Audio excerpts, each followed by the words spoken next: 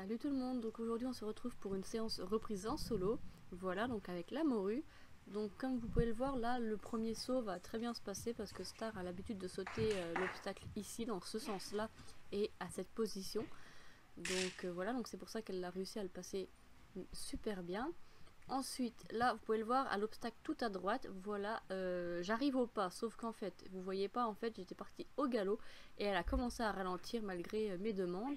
Donc là du coup, je suis repartie en arrière pour pouvoir retourner sur l'obstacle au galop ou au trot, je sais plus trop, et en plus ma caméra n'était pas forcément très bien ajustée.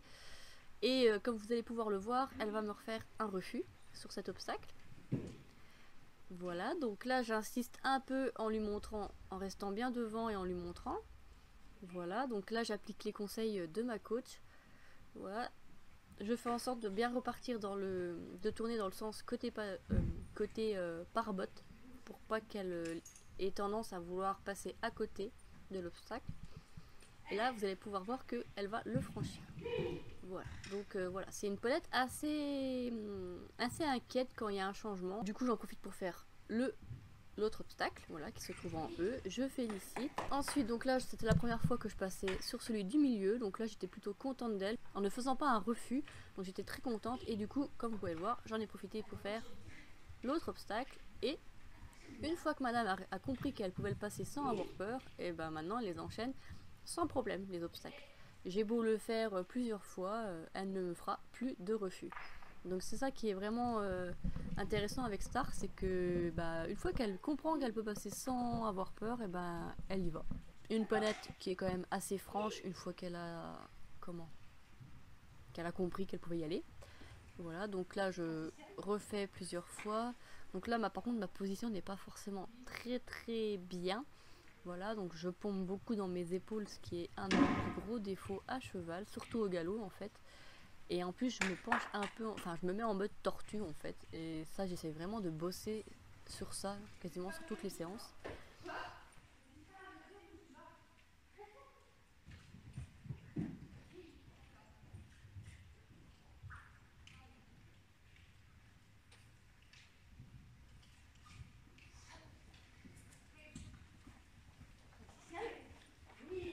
Ensuite, là, voilà, j'ai décidé de changer de sens et madame me refait un refus.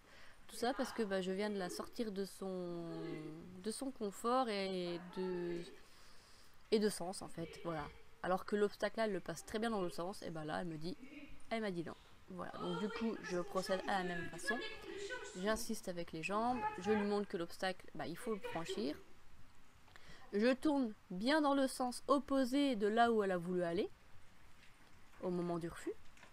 Voilà, donc là je repars, je vais redemander. Et là vous allez pouvoir voir qu'elle va hésiter, mais elle saute. Voilà, donc je suis quand même plutôt fière d'elle parce que malgré qu'elle a hésité, j'ai mis mes aides au bon moment et elle y a été. Voilà, donc du coup, hop, j'en profite pour enjamber l'autre tout de suite. Voilà, donc je sais aussi que ma position, normalement, il faut que je sois bien dans ma selle, en fait.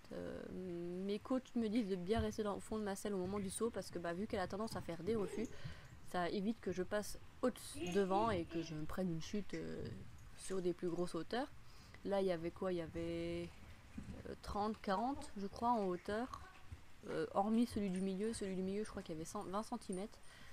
Donc voilà, c'est pas très haut, mais au moins ça me permet de bien lui faire comprendre que qu'il faut passer l'obstacle du premier coup derrière en fait. Parce que en concours, j'ai pas trop le choix quoi. Si elle me fait un refus à chaque obstacle, le parcours je vais jamais le finir. Donc il faut qu'elle apprenne que l'obstacle il faut le franchir du premier coup, sans refus. Voilà, qui est ou non des sous-bassements, voilà. Là c'était les premières fois où je sautais sans sous-bassement et surtout toute seule, donc j'ai pas voulu jouer trop dans le danger, donc j'ai préféré jouer la sécurité. J'ai pas mis de sous-bassement, j'ai fait des obstacles très petits, faciles à travailler. Ensuite, là vous pouvez pas trop le voir, mais tout à droite en fait, dans l'angle où on voit pas, j'avais mis un slalom. Et du coup en fait, quand je sautais l'obstacle tout à gauche, je venais faire le slalom et j'allais sauter en B à la fin. Donc ça s'est très bien passé le slalom. Et après, elle allait bien enchaîner sur l'obstacle, donc j'étais très fière d'elle. En gros, le slalom, c'était pour la préparer à faire du hunter, parce que dans mon dernier concours de hunter, il y avait en fait un slalom à faire, et juste après, il y avait un obstacle. Donc je me suis dit que si un jour je retombe sur cette condition d'enchaînement, et ben au moins Star, je sais qu'elle l'a déjà vu et qu'elle peut le faire. Donc là, vous pouvez voir que j'ai terminé ma séance. Voilà, donc je caresse énormément Star pour la féliciter de son travail. Voilà, même si les débuts étaient compliqués, à la fin, elle m'a fait de très bonnes choses.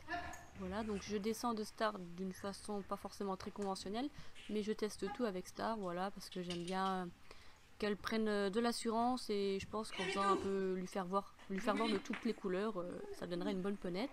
Voilà, donc là vous pouvez voir mes points positifs ainsi que mes points négatifs, voilà, de la séance. Donc on a pas mal de choses à travailler toutes les deux. Donc voilà, cette séance est terminée, j'espère qu'elle vous a plu. N'hésitez pas à mettre en commentaire des conseils, ce que vous avez vu que je n'ai pas forcément vu dans cette vidéo.